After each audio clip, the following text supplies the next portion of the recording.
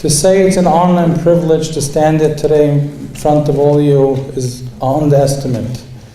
To see thousands of people gathering together today, empowering each other, sharing knowledge, presenters, workshops, people flying in from all over the states, and companies flying in from all over the states to present, as well as to participate or to exhibit or to attend, to share their knowledge and gain them, and at the same time gain knowledge and connections and resources. I would like to thank, first of all, Bellworks for our Mr. Ralph Zucker from our Economic Development Committee, and Moshe Gross, his son-in-law, who's spent an endless amount of time and energy helping coordinate the event for today at this beautiful facility. We have today a unique opportunity to have someone who is beyond talented and beyond passionate and caring person and giving person, Mr. Anthony Scaramucci.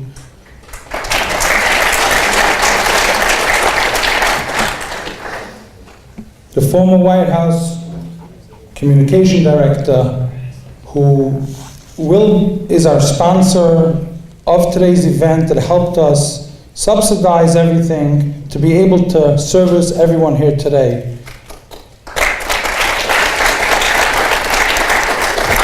Many know Anthony as a politician, and I'll tell you a secret, because he might not tell it to you. He was never a politician. He was always a mensch. And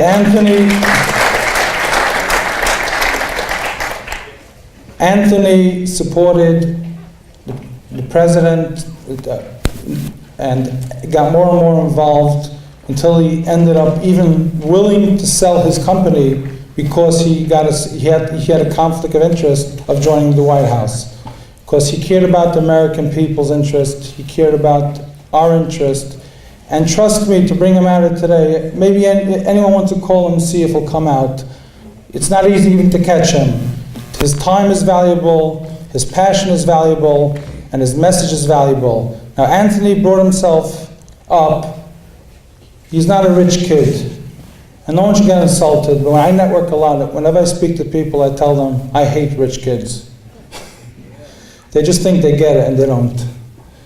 To work and to build up empire and to navigate through all those challenges of every day and to be able to overcome them and not fall, but learn from your challenges and grow. And that's the book Anthony wrote, what he's going to speak about today, empowerment, and display his business side. And I'm going to finish with this note, which I mentioned to the White House, and the president sent us his beautiful letter, that even though Anthony was communication director for 11 days, the White House extended a 12th day for Anthony over here at the J-Biz Expo. We have a message from the president, which Anthony is going to deliver now. Thank you.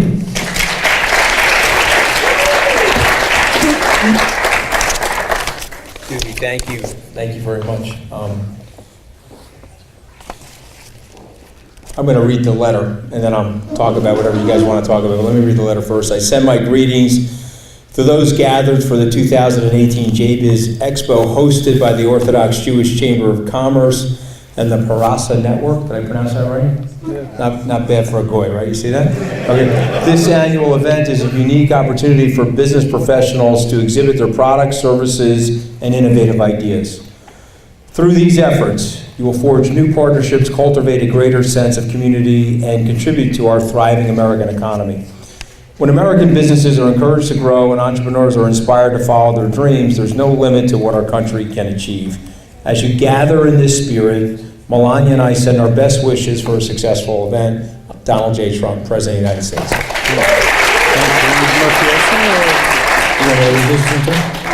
This is from Governor Murphy, who He's not at the same party as me, to be honest, but I actually like Governor Murphy. I worked with him at Goldman Sachs years and years ago.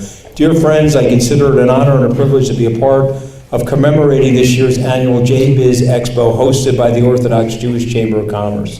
For years, the J-Biz Expo has served as an institution of Jewish culture and business in the United States, and we are proud that this year the J-Biz Conference has chosen New Jersey's own Bell Works of Homedale to host this year's conference.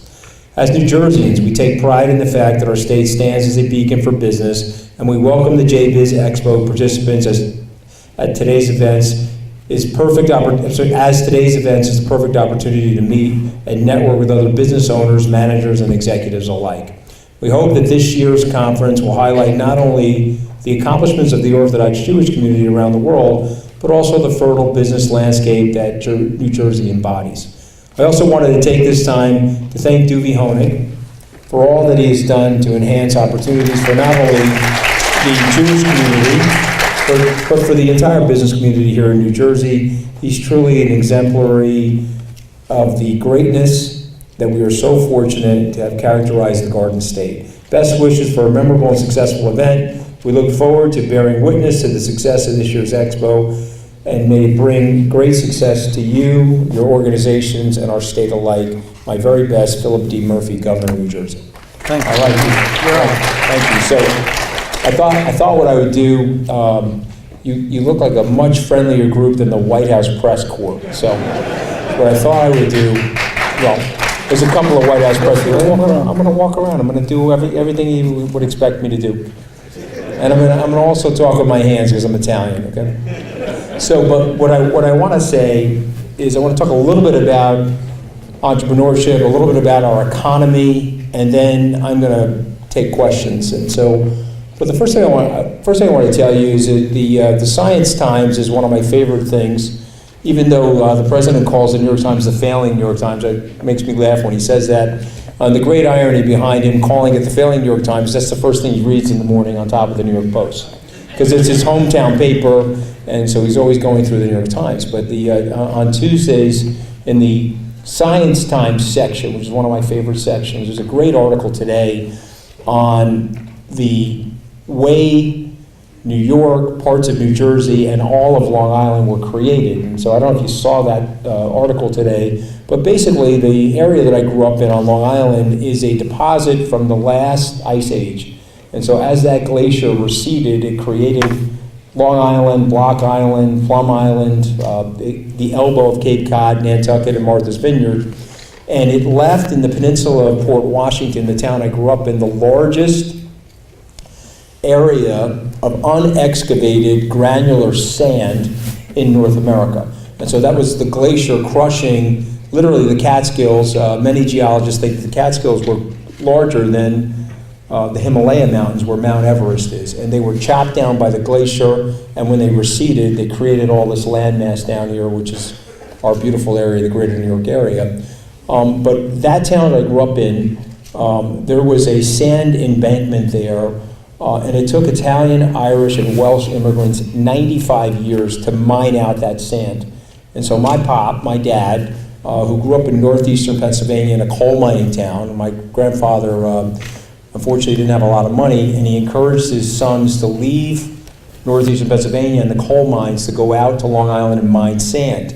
And so my dad spent 42 years at that sand mine as a laborer. He's 82 years old today, and unfortunately, because he didn't have the technological awareness that we do today, he's lost most of his hearing because he operated heavy machinery throughout his adult life. But that sand mine, which is now a golf course, is really the start of my economic origin in the United States, because my parents grew up in blue-collar families, and they were blue-collar, and they never went to college. And they used to sit at the dinner table, maybe like many of you in your house, and encouraged us to study. And so my dad was a pretty strict disciplinarian. If you weren't at his dinner table at 5:15, you got hit with a belt. Now, no one gets hit with a belt anymore. But he used to do that to us. And the only excuse that we had if we didn't go to his dinner table was sports. If you were playing basketball, baseball, football, it's okay to come home at 7 o'clock, but if you weren't, 5:15 you had to be at his table. And the other thing you had to do is you had to come back home with good grades. And so the great irony of this is that adjacent to the area I grew up in was a very large Jewish community. Port Washington has probably 3 synagogues in addition to 2 Roman Catholic churches. And my best friend growing up, who actually lives out here in New Jersey now, and he runs Equinox, his name is Time Magazine. His mom, Cynthia, was a classic, and I'm sure I'm saying something very stereotypical and I'll be offensive to some people, but probably not to you people. She was a classic Jewish mom. Okay, and what I mean by that, she was tons of guilt, pushing us academically. And she used to buy us, I don't know if you guys make this out in New Jersey, but she used to buy us this big Entenmann's cheese Danish. It was like this long, looked like an aircraft carrier.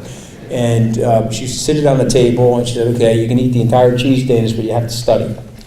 And I told Duvy, I told other people when I was in Jerusalem, that the Jewish culture, the culture of academic achievement, the culture of enriching yourself through the human capital experience, the idea that you learn from your grandparents that they can take the fillings out of your teeth, they can take the gold out of your mouth, but unless they kill you, they can't take the intellect out of your brain. And so it's super important to stay at the wheel of academia and stay at the wheel of knowledge and stay at the wheel of learning. And so for me, as I've said to Duvy and others, growing up in an area where I had a lot of Jewish friends really helped me in my academic career, because I was in an area, Italian-American kids that were, we were driving around in Camaros, we were wearing gold chains, we were doing push-ups in the parking lot outside of discos. It was a very different experience in the area that I grew up in, and so I was able to synthesize those 2 areas. I ended up with decent grades. I went on to Tufts University and Harvard Law School, and when I got to Harvard Law School, I realized that I was never going to be a lawyer. I only learned 2 things at Harvard Law School. Number 1, don't be a lawyer. That was the first thing I learned. And then the second thing I learned was avoid lawsuits. And so I'm proud to tell you that I'm 30 years out of Harvard. I have not had a lawsuit yet. Knock on wood. I don't want to give myself the kind of horror, but there I am. I haven't had a lawsuit, right? And so I'm sitting here today as a product of those 2 experiences and that classic Judeo-Christian work ethic and that classic Judeo-Christian idea of being nice to each other and trying to love one another and trying to cherish each other and keep your family together, right? There's my professor, one of my professors at Tufts, who taught the introduction to Yiddish literature. If you can believe this, I'm one of the few goys that took that class, right? And so I actually know the difference between a shegitz and a shiksa as a result of that class, right? Most kids in my Italian neighborhood have no clue, right? And so, but he had a great pillow that I bought for my mom in his office. He said, call your mother, she worries. Right? Call your mother, she worries. And, he taught us from the Tevier stories, Shalom Aleichem, Shalom Ashk. We read I.B. Singer. We even read now the late and great legendary Philip Roth, tying back to the shtetls of Eastern Europe into suburbia in America and that travail of the Jewish experience in the diaspora. I bring it up because, again, thematic to your culture is self-reliance. Thematic to your culture is that no one's going to give you anything and that you're not living an entitled life, but you have to go out and make it for yourself. And so for me, the intersection of my Italian upbringing and the Judeo-Christian community I lived in and my Jewish friends, they helped me build an academic foundation on top of the fact that I was working in my uncle's motorcycle shop, so I had a little bit of the street smarts going with the academia. But when I got out of law school, I knew I was not going to be a lawyer, and so I headed to Goldman Sachs. And then after 7 short years, I started my first business. And I'm just going to say 5 things about entrepreneurship. I'm going to close it out, and then I'll take questions. I'll take any question that you guys have about any aspect of my life. We can talk even about the Federal Reserve. We can talk about the politics. We can talk about the White House. We can talk about my experience at the White House. I was there for 11 days. Or 954,000 seconds. It really depends on how you want to look at it, okay? I sometimes say it that way because it makes me feel better. Plus today, Duvey's giving me an extra day. I'll tell the president that, I'll tell the president it was a Duvey executive order that gives me an extra day. But here are the 5 things that I will tell you about my life experience as an entrepreneur. Number 1, when I set out to start my business, I was incredibly naive, and I told my pop, who again had worked was in the union, had worked as a laborer. I said, Dad, it's very political here at Goldman Sachs. I'm leaving, and I'm going to create an apolitical organization where it's just going to be a meritocracy and there's going to be no politics. And so number 1, I started out very, very naive, and one axiomatic fact that we all know is the minute you put 1, 2, 3, possibly 4 people in the room, you got politics. And you've got people that you have to deal with. And I have found, and I've certainly this was true at the White House, that the people that are the backstabbers and the people that are the carpers and the complainers and the biters and develop some level of paranoia are typically the ones that are a little insecure. And that if you're working in a company, if you can't figure out as the management to fortify those people's insecurities and make them feel more confident in themselves, because confident people don't talk badly about other people. They don't need to. And the only time I'm talking about other people badly is when they're hitting me. I never hit first. That's something you also learn from the president, by the way. He doesn't like hitting first, but boy, once they start hitting him, he goes crazy on them. And so axiomatic fact number 1, there's always going to be politics. Unfortunately, it's just the way it is. It's a human system. We're all flawed people. Myself, I have a whole phone book of flaws. I probably have 10 or 15 phone books of flaws, and I probably did 5 or 10 of those phone books in the 11 days in the White House. And I'm actually writing a very fun book about that experience and my experience on the campaign.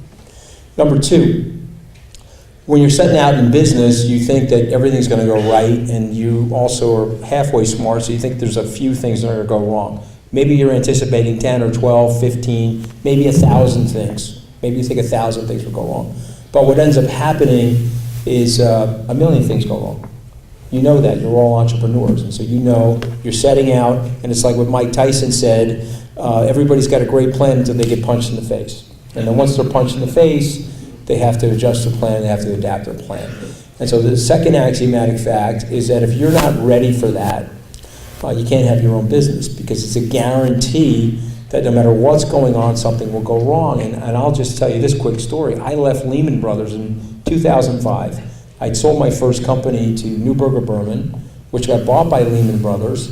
And now I'm sitting at Lehman Brothers. I spent 3 years there. I went to Dick Fold and said I wanted to leave. And he was great. He helped me get my business started.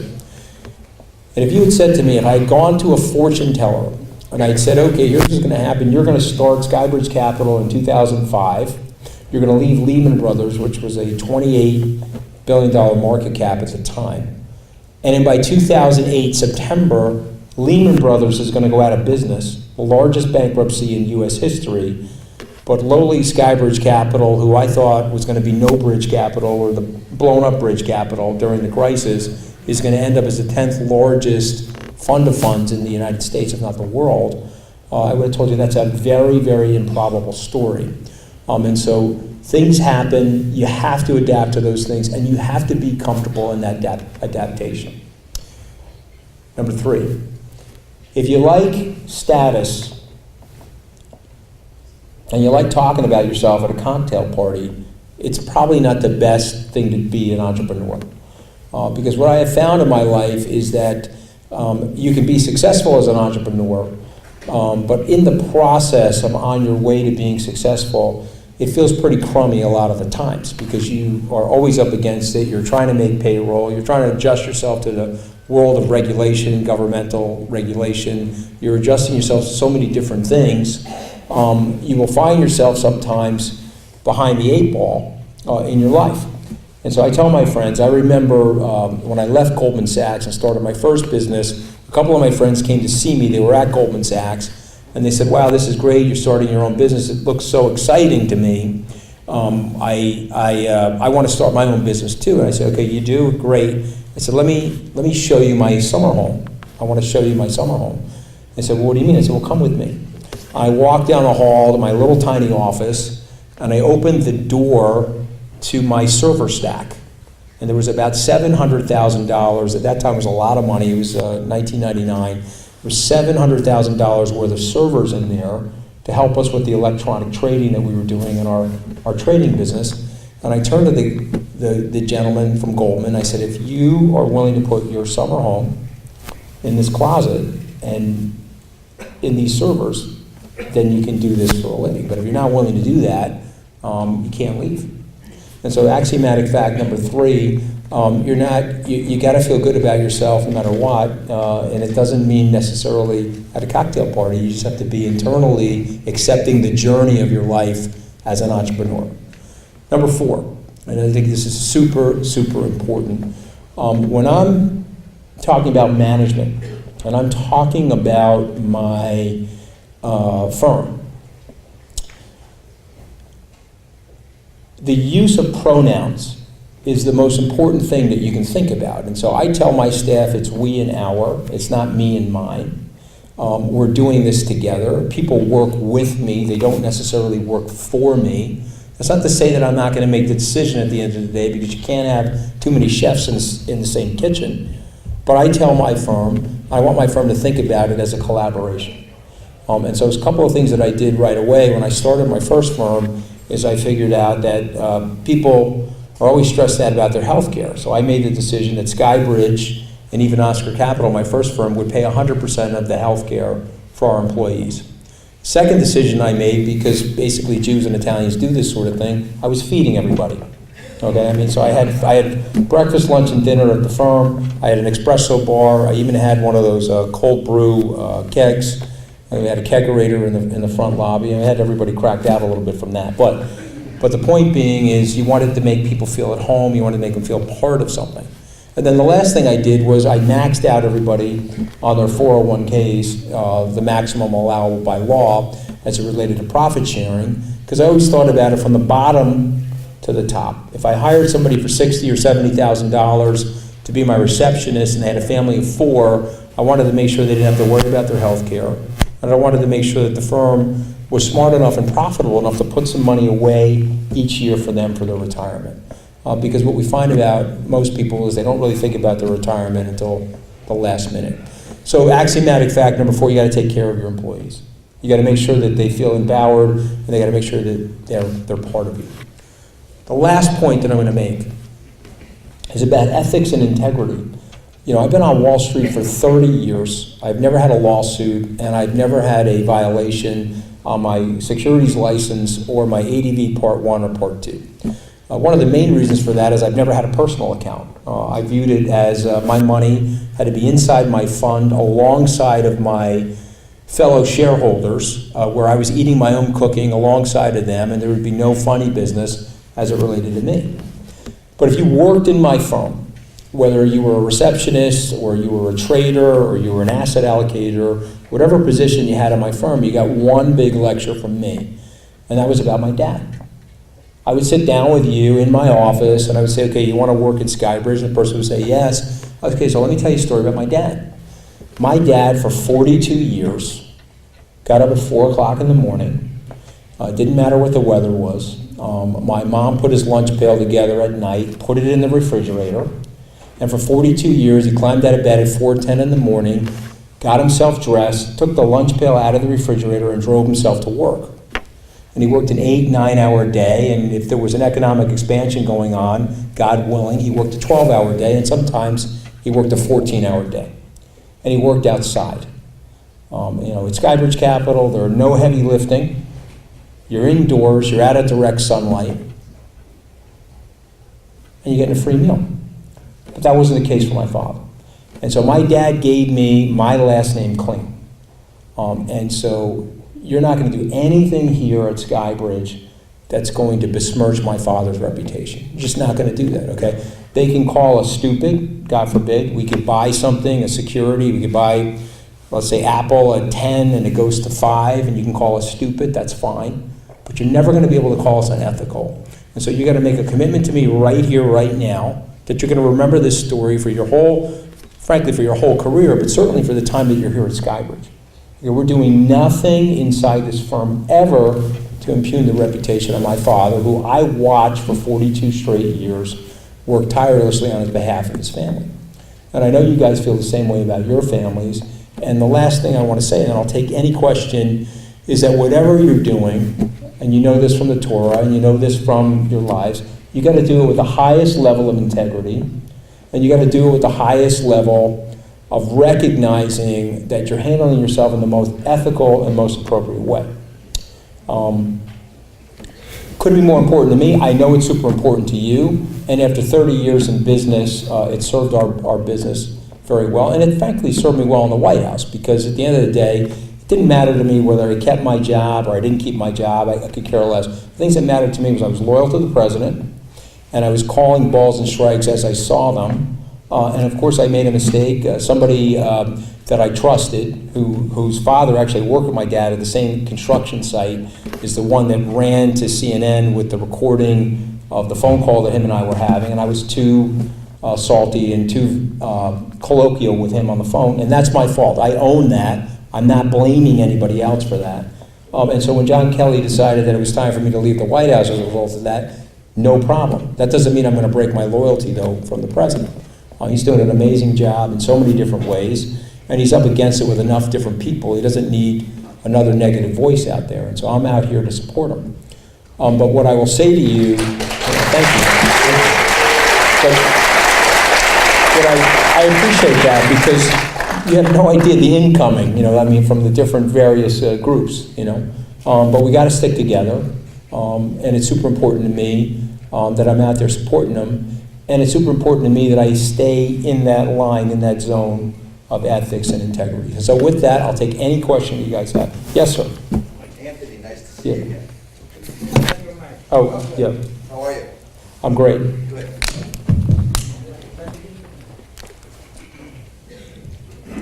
It's Anthony Belly. What advice do you have for a solopreneur starting with a small amount of capital and looking to build something big? What business are you in? I'm an attorney now to build a coaching, speaking, training business, digital marketing, not marketing consulting, but marketing of downloadable products so I don't have to practice law, which you were smart enough to get out of. So my best advice for a solopreneur is to block and tackle and think incrementally, meaning that you're putting a business plan together right now where you want to execute on. You probably have 3 or 4 people in mind, maybe more than that are going to be your clients, and start small and hit that as hard as you possibly can and execute it to the highest level of order. I think that people that take on too much in the beginning, they drive themselves crazy, and they have a higher tendency to fail. The other thing I would tell you is watch your expenses. And I'll just share this story briefly. When I left Goldman Sachs the first time, I was 33 years old, and we were setting up a asset management and a hedge fund complex, and we were a duopreneurship. We were 2 people. And Mark Winkleman, you probably wouldn't mind me saying his name, was the head of fixed income at Goldman. He was one of our largest clients. And he had a partner whose name I'm not going to mention, who was leaving to start up a hedge fund. And Mark turned to me and said, I want you to go see him. He's a solopreneur. He's starting a hedge fund. He's a very smart guy. I went to go see him. When I walked into his office, the office was spectacular. It had like walnut and zippers for the machinery, and the technology was off the chart. And I said to Mark, no offense, this guy's obviously very smart, but he's going to fail. And Mark looked at me and said, what are you talking about? He's one of the best, smartest fixed income traders in the history of Goldman Sachs. I said, yeah, I understand that, but he's going to fail because he's not watching the P's and Q's of his expenses the way he should. He's got a first cabin mentality because he's used to first cabin things at Goldman Sachs. But you've got to start in steerage sometimes as an entrepreneur. Watch your expenses. I fly business in first class today, but when I first got my business started, I was flying in the back of the plane because I wanted to keep track of my expenses. And that served me well in the 2008 financial crisis, when a lot of my clients were under a lot of pressure, and a lot of hedge funds are under a lot of pressure. We were in a fairly stable position. So incrementalism, start small, think big, and execute hard with those people, but watch your expenses. That would be the 3 or 4 things. Thanks so much. Yeah, yes, sir. Yeah. You want me to walk around? You want to walk around? You want to dance with me? Come on. I took dance lessons during the Saturday Night Fever days. Go ahead, sir. Good afternoon, I'm Craig. What and how, in your opinion, would be the best way to put together an inner circle team to build a business to ensure success? Yeah, that's a really tough question. So how do you build a team to ensure success?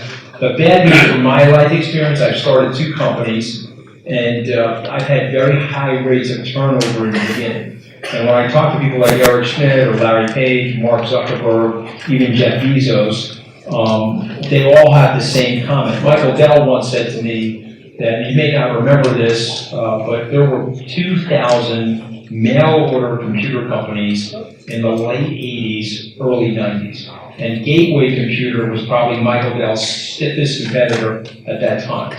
And Michael Dell said to me that he had to make 8,000 decisions correct. You had to go 8,000 over 8,000 to beat out those other 2,000 competitors to become Dell Computer Corporation. He said one of the biggest things that he learned early is that you're going to have a high rate of turnover in the beginning until you get the culture right and you get the people around you right.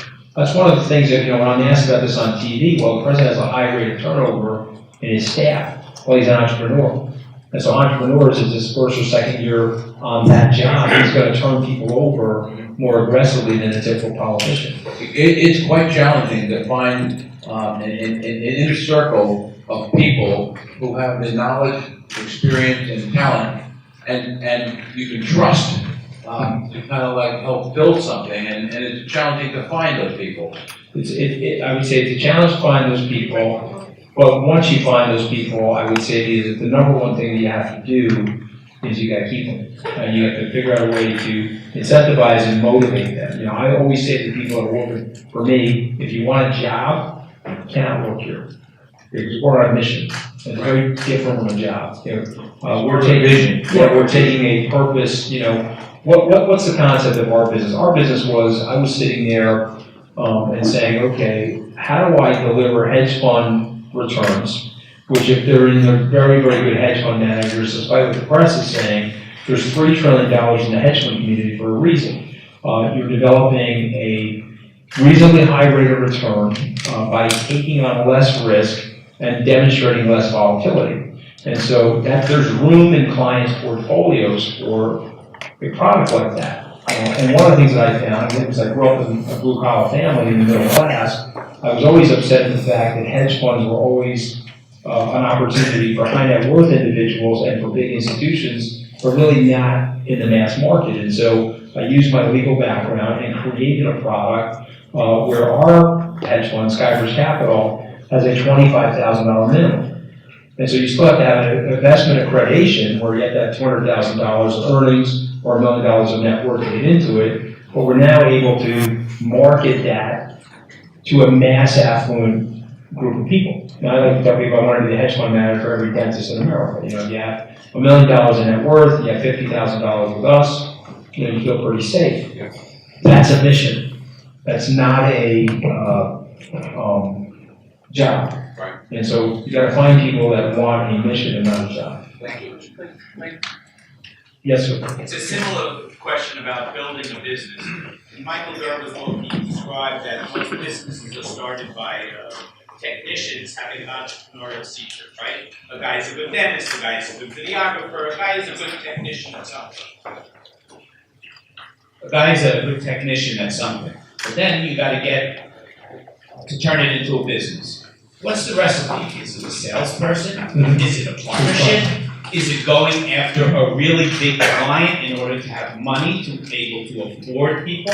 Because that's been my challenge, is I could always go out and do what I do well, make some money, but getting to the next level, from the qualified technician to the organized business, is the biggest challenge. Yeah, so it's a really, really good question. So I find that people that have growth limitations in their business has to do with their personal autonomy. And so what do I mean by that? You have to be willing to delegate. You have to be willing to trust people in areas of your life that may not necessarily be yours. I have a competitor whose name I'm not going to mention that is probably the quarter of the size of Skybridge. He is an infinitely smarter guy than me. He's infinitely more talented than me as a technician. But what I was able to do differently from him is have the self-awareness to know what I'm good at, and frankly what I'm not good at, and have the willingness and the capability to lay off the things that I'm not good at on people that I trust.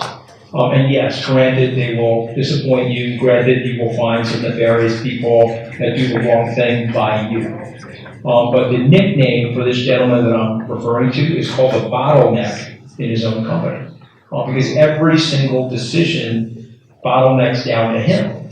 At Skybridge, I tried to empower people in different areas of the firm where I said, okay, that's your decision. If we're building a SALT conference, you want to hire Bill Clinton, I'm totally fine with it. You negotiate the contract with the Washington Speakers Bureau, leave me out of it. You see what I'm saying? You have to give people a leash and latitude to run alongside of you to grow. The person that's best at that I've met in my life is Jeff Bezos. The reason why Amazon has become Amazon is that he actually has a very good knack for understanding what he's good at, what he's not good at. And this whole Amazon Web Services, I don't know if you read that article in the paper over the weekend, but the kid that he brought in to build Amazon Web Services, that in itself is its own $150 billion market capitalized company. When you're small, how do you know who to hire and how much to pay them? You have to have a lot of capital first, and then who's that first hire? Is it a partner type guy? Mm-hmm. Is it a salesman? Is it, Yeah. how do you know how to go from? Well, I don't know your specific business. I've always made the decision in my world to partner with people. I'll tell a very quick story. How much time do I have to use? One more question. One more question. One more question. Why don't I take two more questions after this? But I just want to tell you this quick story. Okay, so I'm 35 years old. I'm in Hong Kong. And it's a Saturday morning, and my phone is ringing, and the head of Goldman Sachs Asia, who was helping me build my first business, calls me. He says, get up, get dressed, put your suit on, you're gonna go meet the old man. I'm like, who's the old man? And he said it was Li Ka-shing. Now, if you don't know who Li Ka-shing is, he's 85 years old today. He is the richest person in all of Asia. Some people call him the Warren Buffett of Asia, but if you really know the story, Warren Buffett is really the Li Ka-shing of North America, because Li Ka-shing is worth gajillions of dollars. And so now I'm going to meet Li Ka-shing. Put my suit on. I go to his office on a Saturday morning. He's just done playing golf on the mainland. He was in mainland China playing golf. We're back in Hong Kong. We're having a cup of tea. He turns to me and he says to me, Anthony, 15 minutes more. Anthony, what do you think of the U.S. market? I'm 35 years old, and I turn to him and I say, Mr. U.S. market can go up or down. I can give you my opinion, but my opinion is not going to be relevant to you in your life. However, I'm 35 and you're 70. You're 70. Can you tell me something that I can take with me for the next half of my life from your life experience? Could you tell me something? And that 15-minute meeting turned into an hour and 15 minutes. Okay, because then he got interested, he started talking about himself, and he laid out his whole story and how he developed from a plastic flower company on the mainland, where there was a protest going on in 1968 in Hong Kong, and he took all of his money and started buying property when people thought that Mao was going to take over this little British colony. And he talked about how he grew his business, and he said one thing that I've taken with me, and I'll share it with you. He said, Anthony, leave money on the table for your partners. Because if you leave money on the table for your partners, you will always have people to do business with. People will always want to come back to the table with you and find ways to work with you. He said, the other thing is, if you leave money on the table for your partners, you're going to be very happy. Why is that, Mr. Lee? Well, the reason is that if you ask for the extra nickel on the table, chances are, through the aggressiveness of your negotiation, you'll get the extra nickel. And as you're walking out the door from the negotiation, you're going to be unhappy. You're going to say, geez, I should have asked for 2 nickels. Okay, and you're never going to be happy. But if you leave money on the table for your partners, a tremendous amount of people to work with, and you'll always be happy. And so I've always thought that way about my businesses. And so I've always empowered people around me to own a small piece of the business alongside of me so they can participate in that growth. I'll take 2 more questions. Okay, this one here, and this woman here, and then you and I will talk after. Okay. All right. Go ahead. Ed DeVere, American Eagle Websites. Nice to meet you. Two-part question. First a business and then a political question. No political question. Is that a political question? No I thought you said everything. All right, whatever. That's business now. Okay, no problem. We'll talk about politics here. Afterwards, all right. So We're right and they're wrong. How's that? You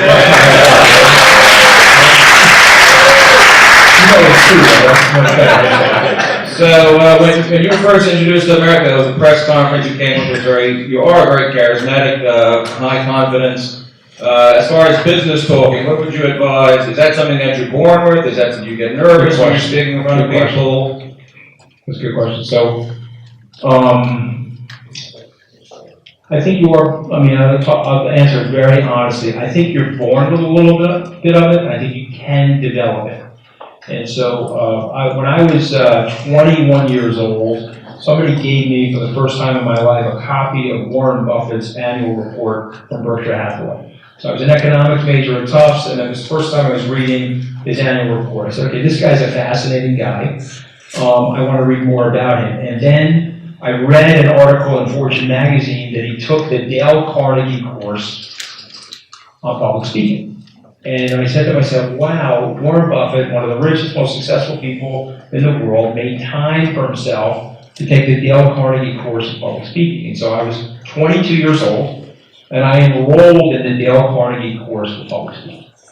And I thought it was an invaluable thing for me to do, because when you stand in front of a group of people, what can happen to you, you develop a little bit of self-consciousness, and you can develop a little bit of nervousness because you're worried. You're saying, oh my God, look at all these eyeballs out here. They're looking at me. I better not do anything stupid.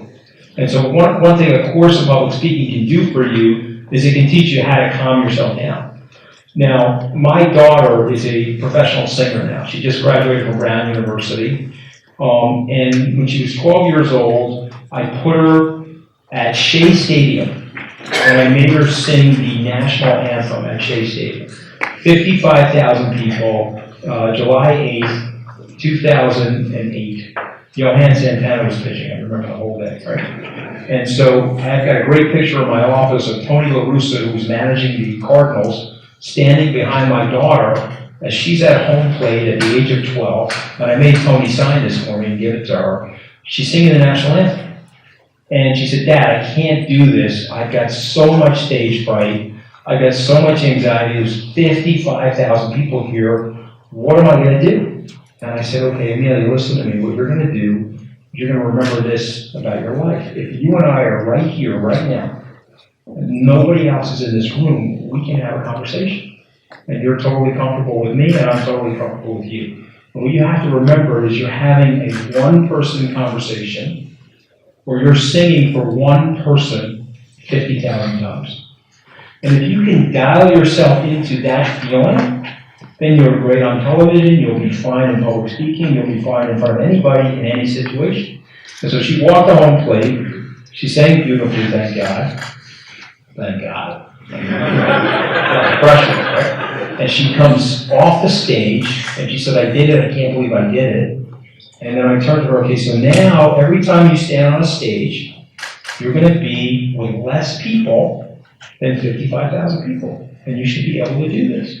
And so you have to train yourself. There's no question about it. You're born with a little bit of it, but you have to train yourself.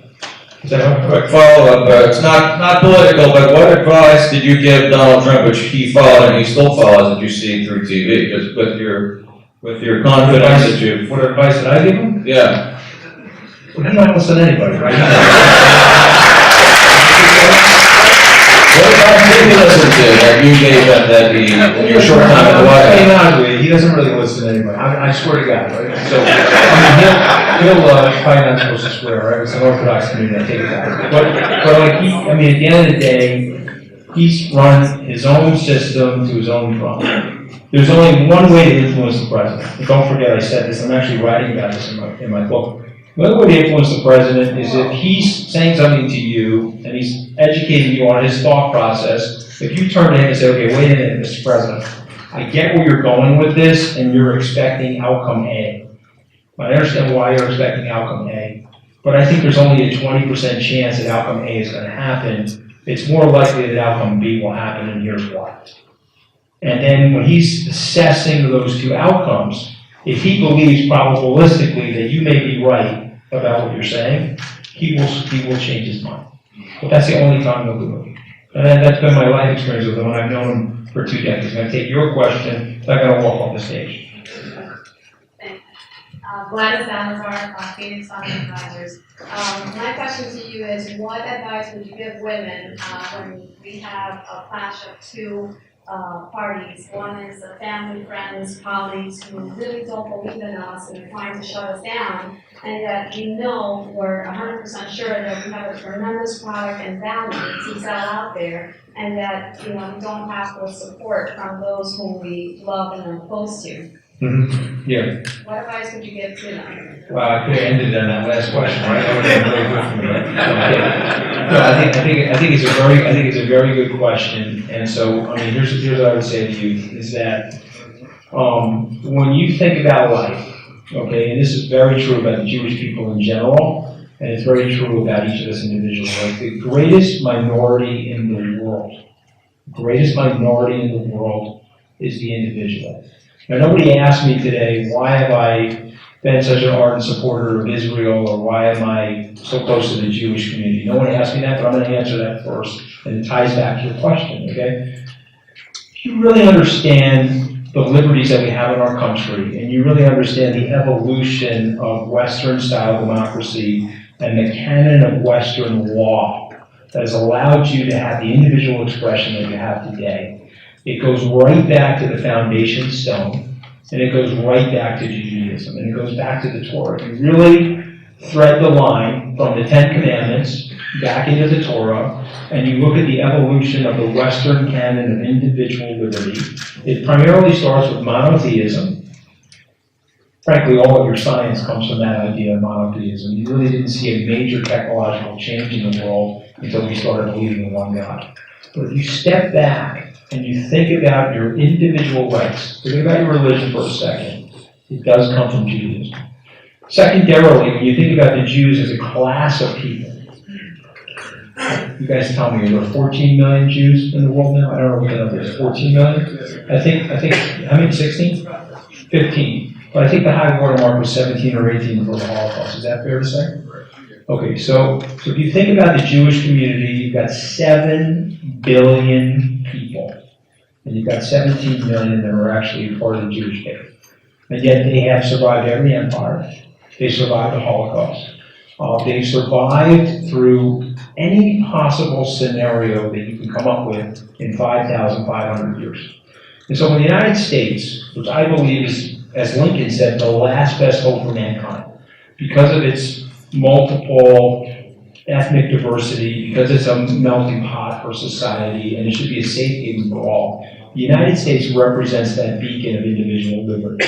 And so therefore, it always has to have a very strong relationship with Israel. Because Israel is the firewall that protects all individuals in a society. You see that? Because if the domino of the Jews drops, then the next domino is the Italians, and the next domino is the Greeks, and before you know it, it gets to your domino. You see that? And so one of the things I'm upset about right now, we're not supposed to talk politics because we're in a business setting, is that the relationship the United States has with the Jewish people and Israel has to be a bipartisan relationship.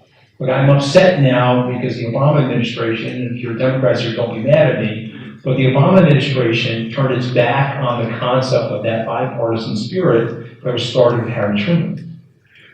Why am I saying all this as it relates to women? I'm saying all this as it relates to women is because if you think about what this group of people have been up against in their time on the earth, in the 5,500 years of history, then you know in your heart that you personally can do anything. Okay, anything that God has given you in terms of your talent and your skill, you can do anything. And so you have to ignore the naysayers. You have to ignore the haters.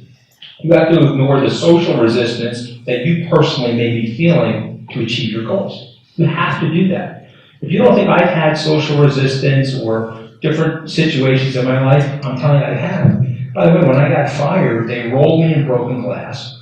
That wasn't enough. Then they put me in a sausage grinder. Right? That wasn't enough either. Right? I mean, they did. And then they started cooking me. Right? But I'm okay with it. okay? Because I know how to deal with it, and you need to deal with it. So whatever it is that you feel is that hump of resistance in your life, take it back to your origin, take it back to what you represent as a culture and people, and overcome it. You're totally capable of doing it. You know you are, and I know you are. I'll leave it on that note, ladies and gentlemen. Thank you very much.